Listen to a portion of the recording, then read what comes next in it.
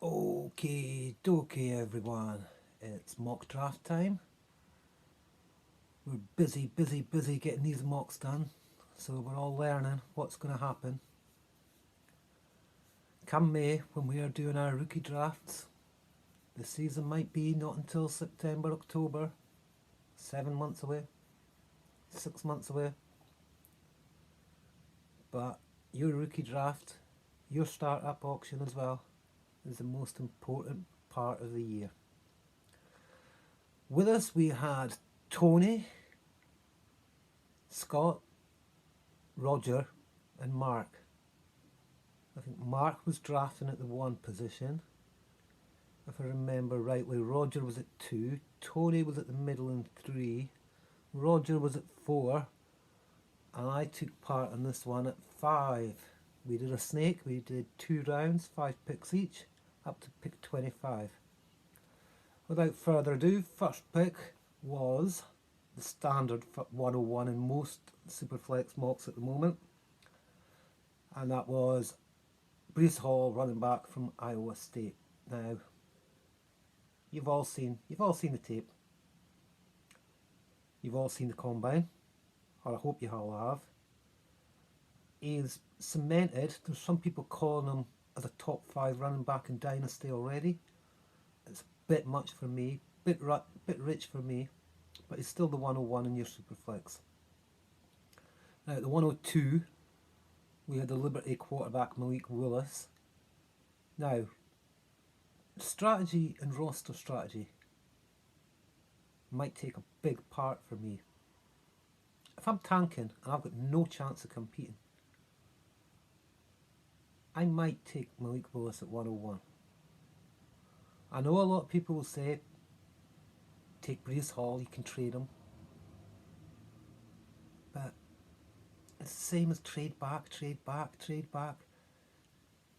Nobody wants to trade up in drafts.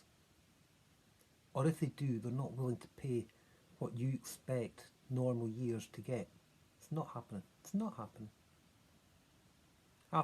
I've not seen it in any of my leagues, any of the leagues I'm in. I've not seen anybody pay a sizable amount, overpay, to move up 2, 3, 4, 5 spots. The only one I've seen, I think, was a first to go from 110 to 101, and that's a massive leap though. I mean, most years you wouldn't get away with 110 to 101 for the first. It's not happening. So yeah, sometimes you have to think what's good for you, what's good for your team in the long run. If drafting Malik Willis at the 101's best, then do it. I hear this, oh, you can trade. Bullshit, man. Bullshit. You've got Breece Hall on a team of garbage. Okay? Now you're either going to keep him for his peak 3-4 years of his career. If you're lucky, at the end of that 3-4 years, your team might be contending for the championship. If it's a trash can, you're not. So get your quarterback. If he's a bust, he's a bust. It's not cost you anything. Do you know what I mean? It's not like, oh, it's cost you the championship because I took Malik Willis and he busted. No, it's just put you a year back in your rebuild, that's all. So yeah, that's my thoughts on that. And then you say Breece Hall, you can trade him. Okay, who are you trading him to?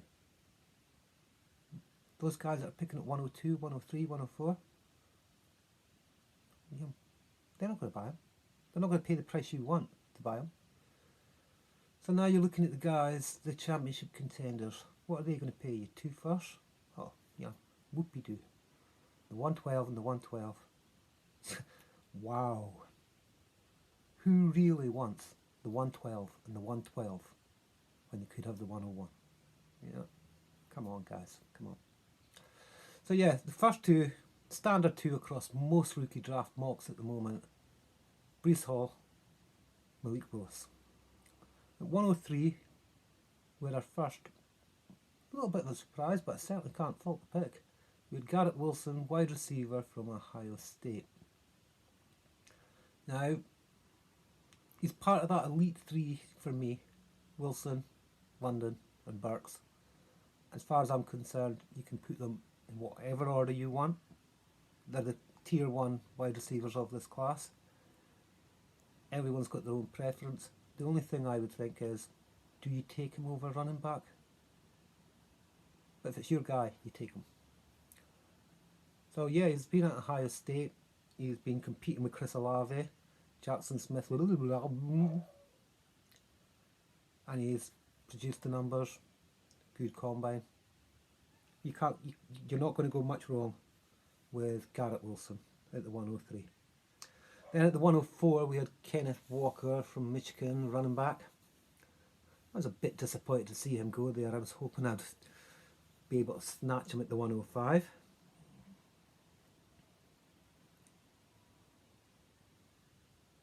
But yeah, Kenneth Walker was my running back one.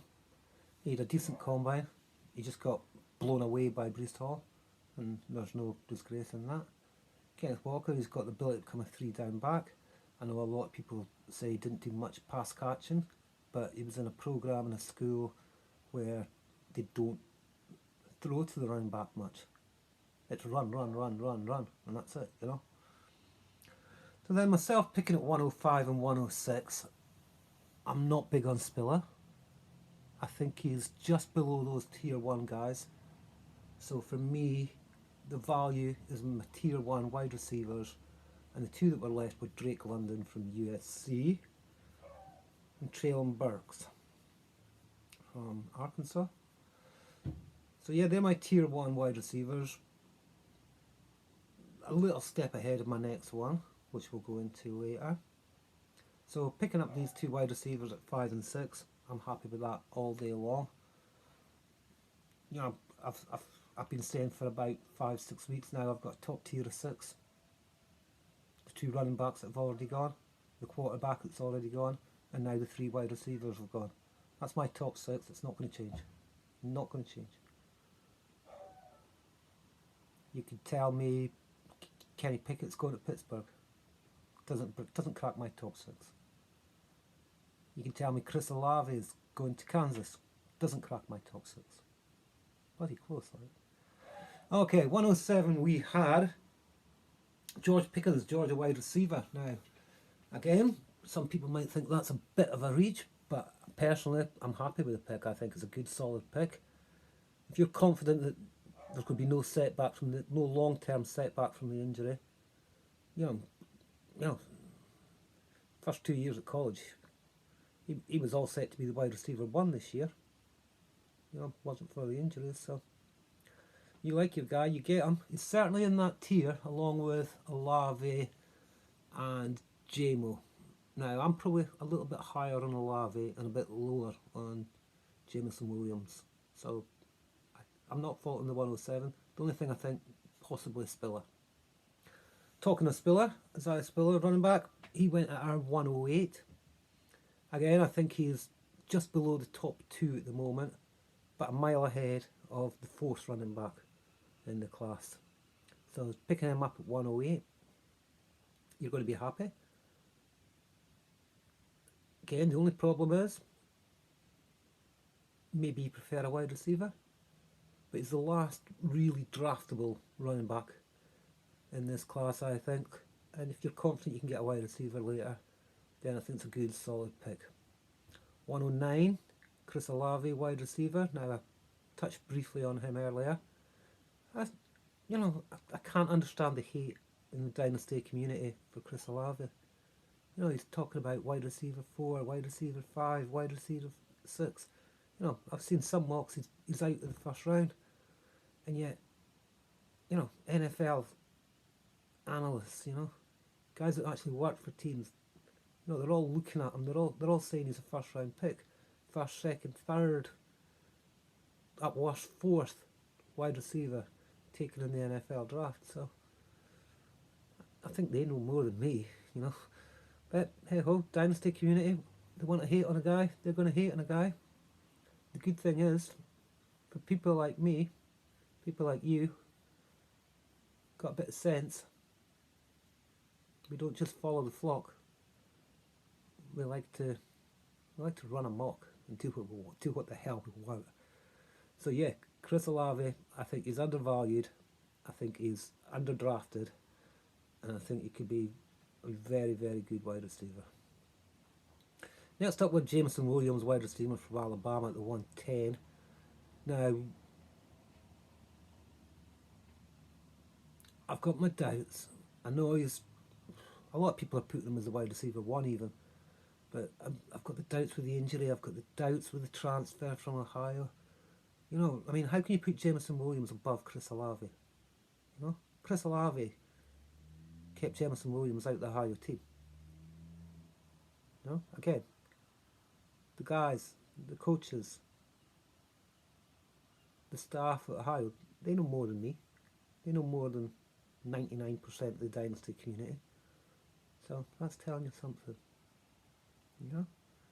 When you get a beat of information, you use it, you store it, and you do what's best for you.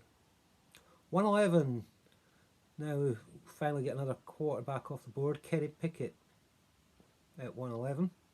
Again, no problem with the pick as far as rankings go and all that. What I would say again with draft strategy, if you're picking at the 111, you're probably a contender team. You know, so unless it's been traded, of course. Now, if you've